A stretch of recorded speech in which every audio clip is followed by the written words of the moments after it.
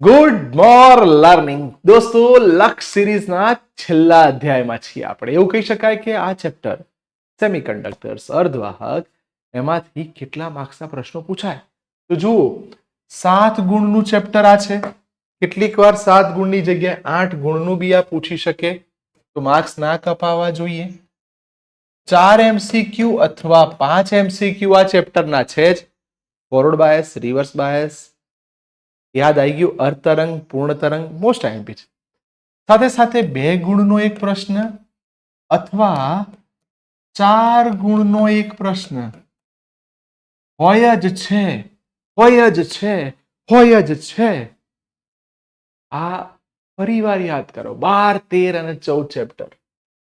12, 13, 14 chapter most IMP, ઓછા ટાઈમમાં વધારે માર્ક્સ આપે એવા ચેપ્ટર છે. તો ખાસ કરવાના. કયા પ્રશ્નો આમાંથી કરવા જોઈએ? તો બેન્ડવાદ યાદ આવી ગયું હશે. વેલેન્સ બેન્ડ, કન્ડક્શન બેન્ડ અને એનર્જી ગેપ. એના આધારે પદાર્થના આપણે 3 પ્રકાર પડેલા: વાહક, સુવાહક અને અર્ધવાહક. આ ત્રણેયના આલેખો ખાસ જોઈને જવાના. સાથે સાથે બેટા આમાં હોલની સંકલ્પના વાળી થિયરી પૂછાય. બેટા મને જે પર્સનલી ગમે છે એ આ સવાલો. પર્સનલી કે સર આ 4 ગુણમાં મોટા ભાગે તમને જોવા મળે, પી અને એન નો તફાવત પૂછી લે, એકલો પી પ્રકાર પૂછે, એકલો એન પ્રકાર પૂછે, ડેપ્લેશન સ્તર અને બેરિયર પોટેન્શિયલ પૂછી શકે છે. પીએન જંકશન ડાયોડના આલેખો, આકૃતિ ખાસ જોવાની. ફોરવર્ડ બાયસ, રિવર્સ બાયસ, અર્ધ તરંગ, પૂર્ણ તરંગ છેલ્લા બોર્ડના પેપર ઉઠાઈને જોઈ લો. આ જ સવાલો રિપીટ જોવા મળશે.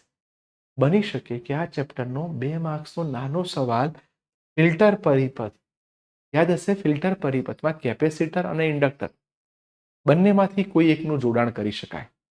સાથે સાથે બહુ જ સરસ નસીબ હોય તો આના દાખલા કરતા આ જ સ્વાધ્યાયના દાખલા કરીને જજો. એ દાખલાનું MCQમાં કન્વર્ઝન થાય છે.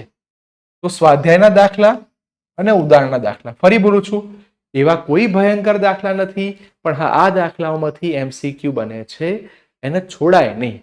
ઓકે, તો તમારી સ્ક્રીન સામે સૌથી મસ્ત વસ્તુ છે, આ પ્રશ્નો કરી કાઢ્યા એટલે તમારું બોર્ડનું પેપર તમારા હાથમાં છે.